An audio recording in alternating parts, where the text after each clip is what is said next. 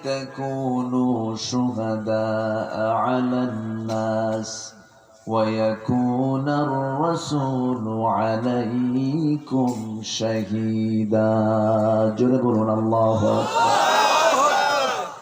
এমনই করে আমি তোমাদেরকে উম্মাতান ওয়াসাতান মধ্যমপন্থী জাতি করে দুনিয়াতে পাঠিয়েছি, অর্থের সঙ্গে সঙ্গতি রেখে। আয়াতটা আল্লাহ তাআলা এমন জায়গায় সেট করেছেন, আয়াতটা শেষেও দেন নাই, শুরুতেও দেন নাই, দিয়েছেন কোথায়? মধ্যে দিয়েছেন। আয়াতের অর্থ কি? আমার কথা কি বোঝা আসতেছে?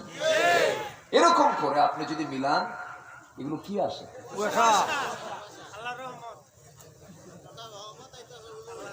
সব ঢাকছেন, এইটুকু ঢাকতে পারেন নাই? হুজুর যেন এই রাত্রি মাহফিল করে আর কালকে থেকে যেন মাহফিল না করতে পারে, ঢাকা দরকার ছিল তো। গতকালকে তো আরো ভয়াবহ অবস্থা ছিল মনে হয়, তার চেয়ে আজকে একটু কম আছে। তো যাই হোক, আমি যতক্ষণ আছি আমাকে সময় দেবেন তো নাকি?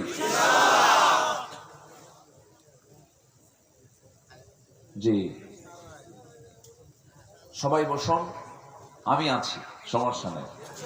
আমি কুয়াশাকে ভয় পাচ্ছি না, টেনশন নেই। তবে এটা খুব খেয়াল করা দরকার ছিল, পৌষ মাস তো, তাই না? একটু খেয়াল করা দরকার ছিল। তাহলে কোরআন নিয়ে যদি কেউ এরকম বলে যে কোরআন মানুষের রচিত, তার কি ঈমান আছে না গেছে? বলেন, তার ঈমান আছে না গেছে? চলে গেছে, তার ঈমান নেই, তার ঈমান নেই। শুধু যদি বলে যে আমি সব মানলাম, একটা হরফ মানলাম না, তাও ঈমান থাকবে নাকি? ঈমান থাকবে না। কোরআন শুরু হয়েছে বা দিয়া, বিসমিল্লাহর বাব, এবং শেষ হয়েছে সূরা নাসের মিনাল জান্নাতি ওয়ান নাস সিন দিয়া। এই বা এবং সিন এর মাঝে যত হরফ আছে, যত আয়াত আছে, যত শব্দ আছে, এর যে কোনো একটা যদি বান্দা বাদ দিয়ে দেয়, তার ঈমান আছে না গেছে? ঈমান চলে গেছে। এই জন্য আমার বন্ধুগণ, কোরআনকে মানতে গেলে আংশিক মানা যাবে না। আংশিক মানলে পরে আমার ঈমানের পরিপূর্ণতা আসবে না। ঈমানটাকে আল্লাহ রাব্বুল আলামিন গ্রহণ করবেন না। আল্লাহ রাব্বুল আলামিন আরেক জায়গায় বলছেন, আফাতুমিনুনা বিবা'দিল কিতাব ওয়া তাকফুরুনা বিবা'দ। তুমি কিতাবের কিছু অংশ মানবে আর কিছু অংশ মানবে না, তা হবে না। তোমাকে পরিপূর্ণরূপে মানতে হবে। ইসলামে তুমি ঢুকবে আংশিক না পুরোপুরি? উদখুলু ফিস-সিলমি কাফা। ইসলামের ভিতরে পরিপূর্ণরূপে ঢুকে যাবে। ঈদের দিনও পালন করবে, আবার 31st নাইটও পালন করবে, ঈদুল ফিতরও পালন করবে, 14ই ফেব্রুয়ারি পালন করবে। এমন চরিত্র মুসলমানের হতে পারে না। এমন চরিত্র আমার দেশে আছে না নাই বলেন তো? আছে। আমার ভাইয়েরা, মুসলমানদের চরিত্র হবে একমুখী, দ্বিমুখী চরিত্র মুসলমানের কখনো থাকতে পারে না। মুসলমান ধরবে একটা লাইন, সেই লাইনটার নাম হলো ইহদিনাস সিরাতাল মুস্তাকিম সিরাতাল্লাযীনা আন'আমতা আলাইহিম গায়রিল মাগদুবি আলাইহিম ওয়ালাদ-দাল্লিন। এরপরে আরো জোরে, আরো জোরে, এক লাইনে থাকতে হবে। 31st নাইট কি মুসলমান মানতে পারে না, 14ই ফেব্রুয়ারি মানতে পারে না, 1 এপ্রিল মানতে পারে না। এই সমস্ত দিবসগুলো মুসলমানদের দিবস নয়। মুসলমানদের বিশেষ দিন হলো ঈদুল ফিতর, ঈদুল আজহা, রমজান মাস, লাইলাতুল কদর। এই সমস্ত দিন এবং রাত কে দিয়ে দিয়েছেন বলেন? আজ বলবেন না কে দিয়েছেন? আল্লাহ দিয়েছেন। হারামকে হালালের সঙ্গে মিশ্রণ করা যাবে না। ওয়ালা তালবিসুল হাক্কা বিল বাতিল। তোমরা হককে বাতিলের সঙ্গে তোমরা লাগায় দিও না, মিশ্রণ করতে যেও না। দুটা কখনো এক জায়গায় করলে তোমার ঈমান টিকে থাকবে না। এই জন্য আজকে আমি যে বিষয়ে কথা বলতে চাচ্ছি একটু কান লাগাবেন। সূরা বাকারার 3টা আয়াত আমি তেলাওয়াত করেছি। 3টা আয়াতের পুরোপুরি অর্থ না বললেও, ব্যাখ্যা না বলতে পারলেও অর্থ তো অন্তত আমরা আজকে শিখে যাব। জোরে বলি ইনশাআল্লাহ, আরো জোরে বলি ইনশাআল্লাহ। আল্লাহ তাআলা এই আয়াতে 3টা আয়াত শুরু করেছেন, ইমানদারকে ডাক দিয়েছেন। কাকে ডাক দিয়েছেন? এখানে আমরা বসে আছি, আমরা কি বলেন তো? কি আমরা মনে করতে পারি না? বলেন না, আমরা কি বলেন? আমরা কি ইমানদার? ইমান এনেছি তো নাকি? আমার দেশে বহু ইমানদার আছে, ইমান খুব পাকা, কিন্তু ফজরের সময় ওযু বানায় না, নামাজও পড়ে না। ওয়াজ শুনে হুজুর ওয়াজ তো খুব মজা লাগে, কিন্তু হুজুর পানি ঠান্ডা। আছে না? তাহলে ওয়াজটা শুনলো, মজা পেল, চোখের পানি ফেলে কাঁদলো, ফজর পড়লো না।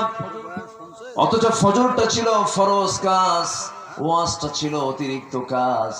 ওয়াজ আপনার শুনলে শোনা দরকার, আপনার দিন বোঝা দরকার, ইসলাম বোঝা দরকার, কিন্তু না আসলে গুনাহ হতো না। কিন্তু ফজর নামাজ না পড়লে তার পানিশমেন্ট আছে না নাই? আসতে বলবেন না, আছে না নাই? আমার দেশ অনেক ব্যক্তির নামই আছে ইমান আলী। কি আলী? নামাজ পড়ে না। নাম হলো রমজান আলী, রমজান মাসে দুপুর বেলা ভাত খায়। নাম হলো হিম্মত আলী, সাইকেলের চাকা বাস চলে শীত হয়ে পড়ে। নাম হলো আতর আলী, গোটা গায়ে গাজার গন্ধ। নাম হলো খোকা মিয়া, বয়স 90 বছর। নাম হলো বাদশা মিয়া, রাস্তায় ভিক্ষা করে। আছে না নাই? নাম দিয়ে তো কাজ হবে না। আল্লাহ তাআলা কোন নাম দেখবেন না, কোন বংশ দেখবেন না। ইন্না খালাকনাকুম মিন যাকারিন ওয়া উনসা ওয়া জাআলনাকুম শুউবান ওয়া ক্বাবাইলা লিতাআরাফু ইন্না আকরামাকুম ইনদাল্লাহি আতকাকুম। কোন বংশগত কৌলিন্য নিয়ে, কোন সামাজিক স্ট্যাটাস নিয়ে, সোশ্যাল স্ট্যাটাস নিয়ে আল্লাহর সামনে দাঁড়িয়ে তুমি নাজাত পাবে না। তুমি নাজাত পাবে হলো সেই সময় যখন তোমার দিলের মধ্যে সবচেয়ে বেশি ভয় কাজ করবে। কার ভয়? আমার ভাইরা, নামাজ আমাকে আপনাকে পড়তে হবে, হালাল জীবন গ্রহণ করতে হবে। হালাল স্পষ্ট, হারাম স্পষ্ট। আল হালালু বাইয়িনুল হারামু বাইয়িন।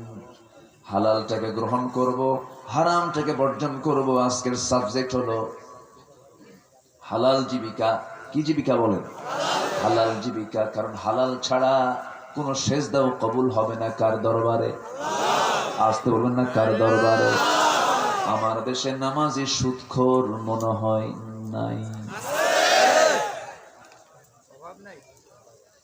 ওঠে কেন? এই যে চাবি, ঘরের চাবি। কিসের চাবি? ঘরের চাবি। খুব সাদামাঠা উত্তর দিয়ে দিলে। বহু রাত তো চলেই যায়, কত ভাবে চলে যায়। আমরা কোরআনের জন্য আজকে রাত না একটু দিলাম, কি আছে? জোরে বলি ইনশাআল্লাহ।